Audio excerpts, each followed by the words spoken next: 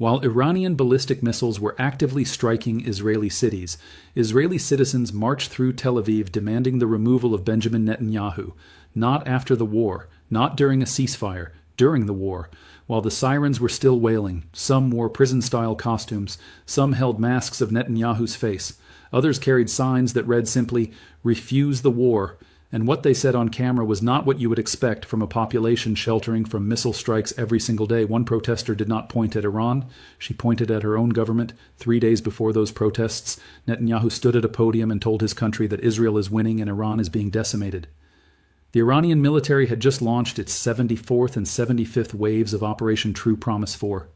Ballistic missiles were reaching Dimona, the city surrounding Israel's nuclear research facility. Hundreds of civilians were wounded in a single night. 75 waves, and the people in his own streets were calling the entire campaign a political fraud designed to keep one man out of an election. If this is your first time here, subscribe and hit like. 2 seconds. Now let us get into what is actually happening inside Israel. Over the next few minutes, I am going to walk you through everything. What the protesters in Tel Aviv are actually saying, and why it matters more than any press release. The diplomatic breakthrough that was announced one day before the bombs fell and then disappeared from every conversation. How Netanyahu's own statements across 3 press conferences directly contradict each other and expose what this campaign is actually for. And the election clock ticking behind every military decision that nobody in power wants to discuss publicly. Because the most revealing thing about this war is not what is happening on the battlefield. It is what is happening on the streets of Tel Aviv and what it tells you about who this war is actually serving. On Thursday, March 20th, hundreds of demonstrators gathered in central Tel Aviv. The event was organized in part by Alon Lee Green, co-founder of the Palestinian Jewish activist group Standing Together. This was not their first attempt. Israeli police broke up the original gathering using public safety justifications. So for the second attempt, organizers reserved an underground theater that doubles as a bomb shelter, specifically because they anticipated authorities would cite security concerns to shut them down again. When they arrived, right-wing counter-protesters and police were already positioned outside. They came anyway. Police detained several demonstrators on site. What these people said on camera deserves to be heard in full. One protester stated that the aggressor in this conflict is not Iran, it is the Israeli government itself. Another pointed directly to Netanyahu's own public record, noting that just 7 months before this war began, Netanyahu declared that Israel had managed to control Iran for generations to come. Those generations lasted exactly 7 months before Israel launched a third military campaign against Iran in under a year. That is not political opposition speaking. That is a direct Netanyahu quote being thrown back at him by his own citizens. A woman named Tzipi Iski told Democracy, now something that should have been the headline across every outlet covering this conflict. She said they are not being told what the goals of this war are. They are not being told how long it will take. Millions of Israelis are in shelters with no visible endpoint. She said they have been in a continuous state of war for over 2.5 years and they are exhausted. One protester put the ground reality in terms no politician has matched for raw honesty. 22 days, still running to the shelter with no defined aim. Here is the detail that changes the entire framing of how this war began, and that has been almost entirely absent from mainstream coverage. Just days before the military campaign launched, Omani facilitators mediating between the United States and Iran reported that nuclear negotiations were progressing surprisingly well, with only a small number of details remaining before a potential agreement. On February 27, 2026, one single day before the first bombs fell, Oman's Foreign Minister Badr al-Busaidi publicly announced a breakthrough. Iran had agreed to never stockpile enriched uranium and to accept full international verification of its nuclear program. 24 hours later, the strikes began. One of the protesters in Tel Aviv raised this directly. She noted the timing. A diplomatic agreement was reportedly within reach. Then overnight, the bombs fell and the negotiations ended. No official explanation was offered for why military action was launched. At the precise moment, a negotiated solution appeared closer than it had been in years. Hold that sequence in your mind, because it becomes essential when you examine what Netanyahu has said from his podium versus what the battlefield reality shows. Before we examine Netanyahu's statements, the operational picture needs to be clear, because the gap between what he is claiming and what is actually happening is the heart of this entire story. Wave 74 launched on March 22, 2026. The IRGC named it Ya Amir al-Muminin. It targeted Prince Sultan Air Base in Al-Kharj, Saudi Arabia, one of the primary staging points for American air operations against Iran. It struck the U.S. Fifth Fleet headquarters in Bahrain. It hit military bases and intelligence centers across Tel Aviv, Petah Tikva, Holon, and Ramat Gan using Ghadir, Kerbar Sheikhan, and Khorramshahr 4 ballistic missiles. Drone attacks struck airspace facilities adjacent to Ben Gurion Airport. Wave 75, launched on March 23rd, named Ya Fatima al-Zahra. The IRGC stated it targeted newly identified Israeli force locations based on fresh operational intelligence, and once again struck Prince Sultan Air Base with ballistic missiles. That is 75 waves in 24 days, an average of more than 3 strikes per day, sustained without a single interruption, using a rotating inventory of Emad, Fatah, Qaim, Ghadir, Khaybar, Sheikhan, and Khorramshahr 4 missiles alongside Shahed series attack drones. The toll inside Israel across just 3 weeks is not abstract. At least 18 Israelis killed, more than 3,000 wounded. On February 28th, a direct hit in Tel Aviv killed a civilian woman and injured 22 others. On March 1st, an Iranian strike hit a synagogue and residential buildings in Beit Shemesh, killing 9 people and wounding 49. On March 9th, 2 construction workers in Yehud were killed by cluster munitions from an Iranian warhead. On March 17th, a cluster munition struck an apartment building in Ramat Gan and killed a couple in their 70s, found just outside their safe room.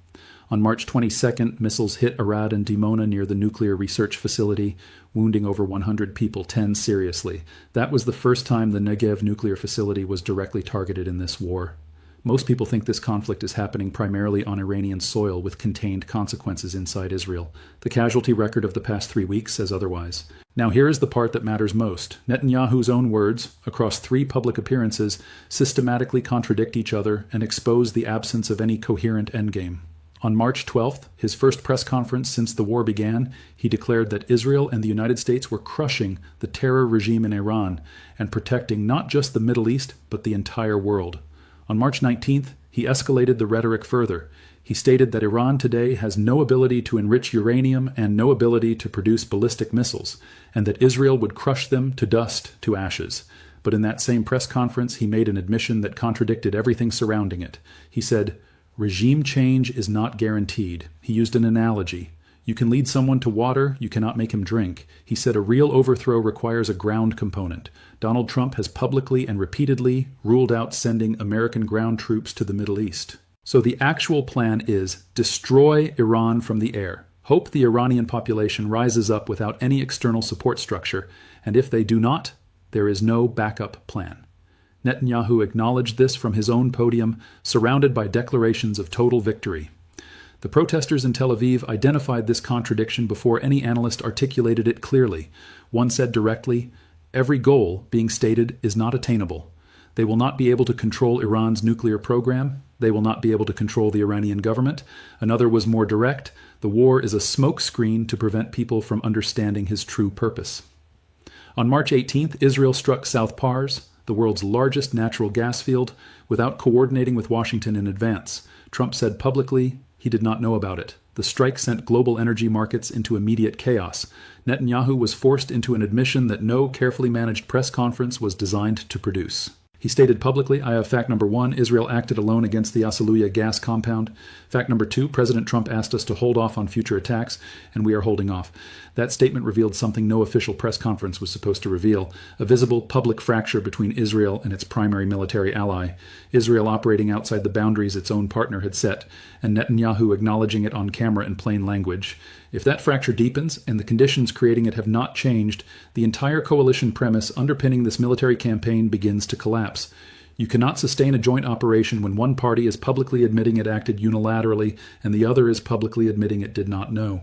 As of the time of this report, Trump postponed threatened U.S. strikes on Iranian power and energy infrastructure for 5 days, citing what he called very good and productive contacts. Iran denied that any talks had taken place. Brent crude had surged above $113 per barrel before falling sharply on the postponement announcement. The volatility in both directions within 24 hours tells you exactly how fragile every assumption underlying this conflict currently is. Behind every press conference, every wave of strikes, and every declaration of imminent victory, a legal clock is ticking that Netanyahu cannot stop and cannot ignore. Israeli law requires the next parliamentary election by October 27, 2026 at the latest. The state budget deadline fell in late March 2026, and failure to pass it automatically dissolves the Knesset and triggers a mandatory election within 90 days. A leaked ministerial communication acknowledged publicly that elections would likely be moved to June or July, specifically to allow Netanyahu's bloc to leverage the Iran war for electoral advantage. Current polling shows Netanyahu's bloc and the anti-Netanyahu bloc tied at 53 seats each, with neither side anywhere near a majority. On March 17th, Haaretz reported that Netanyahu was attempting to remove the election committee's legal advisor, described by the paper as an escalation in the prime minister's efforts to compromise Israel's democratic process. The political mathematics are not subtle. As long as Israel is engaged in an active military campaign, any demand for elections gets immediately reframed as an act of disloyalty to national security. Opposition leader Yair Lapid publicly stated he would not support no-confidence motions against the government during what he called a just war. Standing Together's Alon Lee Green told Al Jazeera that all opposition parties are claiming to be against Netanyahu, but for the war, without acknowledging that it is the war itself sustaining Netanyahu's political survival. He called it a complete failure of politics. Haaretz Middle East analyst Zvi Barel stated it with clinical precision. The Iranian threat serves Netanyahu politically because as long as the war continues, anti-government protests will be characterized as a betrayal of Israeli security. That is not political analysis. That is the operating manual. The war is the shield. The shield protects the man, and the man cannot be removed while the shield holds. The plan was a 4 to 5 day shock campaign that would shatter the Iranian regime. The reality is, day 24, 75 waves of Iranian retaliation and no regime collapse. The plan was that the June 2025 war had neutralized Iran for generations. The reality is that 7 months later, Israel went back to war, and Iranian missiles are reaching Dimona. The plan was that Iran would have no missile capability remaining after March 19th. The reality is that waves 74 and 75 struck Israeli and American targets on March 22nd and 23rd. The plan was that the Iranian people would overthrow their own government. The reality is that Netanyahu himself admitted from his own podium that he cannot guarantee that outcome, and that it would require a ground component that America has ruled out. The plan was that this war would rehabilitate Netanyahu's image and erase the political damage of October 7th. The reality is Israeli citizens standing in the streets of Tel Aviv during active missile strikes, calling the entire campaign a fraud and demanding the one thing Netanyahu cannot afford to give them: elections. One day before this war began, a diplomatic breakthrough was announced. Iran had agreed to never stockpile enriched uranium. Full international verification was on the table.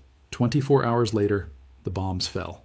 75 waves of Iranian retaliation later, the question is no longer whether Netanyahu can survive Iranian missiles. The question is whether he can survive the people standing in his own streets demanding he answer for all of it. What do you think? Is this war being fought for Israel's security or for one man's political survival? Drop your analysis in the comments. I want to hear your perspective.